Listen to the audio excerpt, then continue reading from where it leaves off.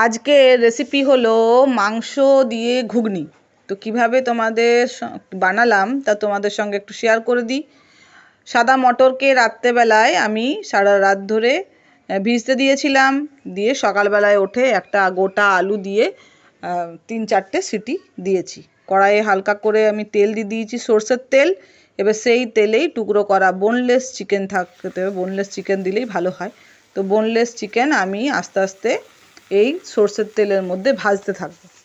মাংসের কাঁচা কাঁচা গন্ধটা যাতে চলে যায় তার জন্য আমি আস্তে আস্তে নুন, হলুদ, একটু সামান্য গরম মশলা আর একটু সামান্য আমি চিকেন মশলা সব দিয়ে আমি মাংসটাকে ভালো করে কিছুক্ষণ ধরে ভেজে নিয়েছি।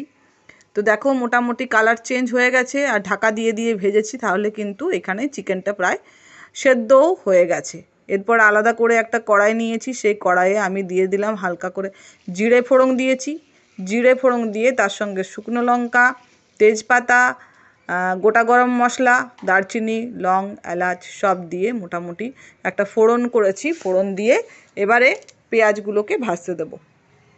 তো ছোট ছোট করে কুচি কুচি করে পেঁয়াজ কেটে রেখেছিলাম, সেই পেঁয়াজগুলোকে আমি লাল লাল করে ভেজে নেব।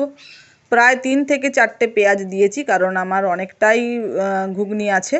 তো সেই পেঁয়াজগুলো আমার লাল লাল করে দেখো মোটামুটি ভাজা হয়ে গেছে। লাল লাল করে করে ভেজে নেওয়ার পরে আমি কিছু কাঁচা লঙ্কা আমি এতে অ্যাড করব। এরপর টুকরো করে রাখা ক্যাপসিকামগুলো আমি এতে দিয়ে দেবো। ক্যাপসিকামগুলো দিলে কিন্তু দারুণ গন্ধ হয়। তো ক্যাপসিকাম দিয়েছি, তোমরা যদি ক্যাপসিকাম দিতে পছন্দ না করো তাহলে দিও না। এরপরে আদা, পেঁয়াজ, রসুনের পেস্ট আমি দিয়ে দিলাম, মোটামুটি 10 চামচের মতন আমি দিয়েছি। সব মিক্সড করে 10 চামচ দিয়েছি, কারণ অনেকটাই আমাকে মশলাটা বানাতে হবে। পরিমাণটাও অনেক, বেশি করে মশলাটা না দিলে ভালো লাগবে না। এরপর কিছু গুঁড়ো মশলা, হলুদ গুঁড়ো, জিরে গুঁড়ো, ধনে গুঁড়ো, নুন আর শুকনো লঙ্কা সবগুলোই এটার সঙ্গে এবারে দিয়ে দেবো। মশলাটাকে এবারে কষিয়ে নেব আস্তে আস্তে, যতক্ষণ না তেল ছেড়ে আসছে। কাঁচা কাঁচা মশলার গন্ধটা যাতে চলে যায়। তারপরে আমরা যে সেদ্ধ করা আলু ছিল, সে সেদ্ধ করা আলুটাকে আমি এতে দিয়ে দেবো। কেউ ভাজাও দিতে পারো আলু, তাহলেও কিন্তু ভালো টেস্ট হয়। আমি একটু সিম্পল প্রসেসে করেছি, এতে গ্রেভিটা ভালো হয়। তো তুমি দেখো সেই সেদ্ধ করা আলুটাকে আমি খুন্তি দিয়ে আস্তে আস্তে টুকরো করে এখানেই কেটে নিয়েছি। এরপরে গরম মশলা, কস্তুরি মেথি পাতা, বিট নুন আর গোলমরিচ সবগুলো দিয়ে আমি অল্প সামান্য জল দিয়ে আরও কিছুক্ষণ মশলাটাকে কষিয়ে নেব। তো জল দেওয়ার পরে দেখো গ্রেভি মোটামুটি হয়েই আসছে, কালারটাও খুব সুন্দর এসেছে। এরপরে কিছুক্ষণ মশলাটাকে আমি কষিয়ে নেব। মশলাটাকে কষিয়ে নেওয়ার পরে যখন এবারে যে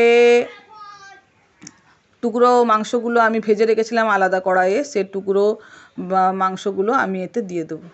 প্রেশার কুকার থেকে সাদা মটরটাকে ঢেলে রেখেছি, সেদ্ধটাও মোটামুটি ঠিক হয়েছে দেখো।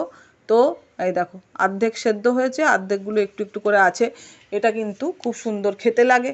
তো দেখো আমরা আস্তে আস্তে কিন্তু এবারে দিয়ে দেবো। বা হাতে মোবাইল আছে, তার জন্য আমি কিন্তু ঢালতে একটু অসুবিধা বলে আমি ছোট একটা চামচের সাহায্যে বা ডাবুর সাহায্যে আমি কিন্তু এটা ঢেলে এই মাংসর সঙ্গে আমি কিন্তু মিক্সড করে দেব। তো আমাদের মাংস ঘুগনি প্রায় রেডি। কেমন লাগলো ভিডিওটা? আশা করি ভালোই লাগবে। টাটা।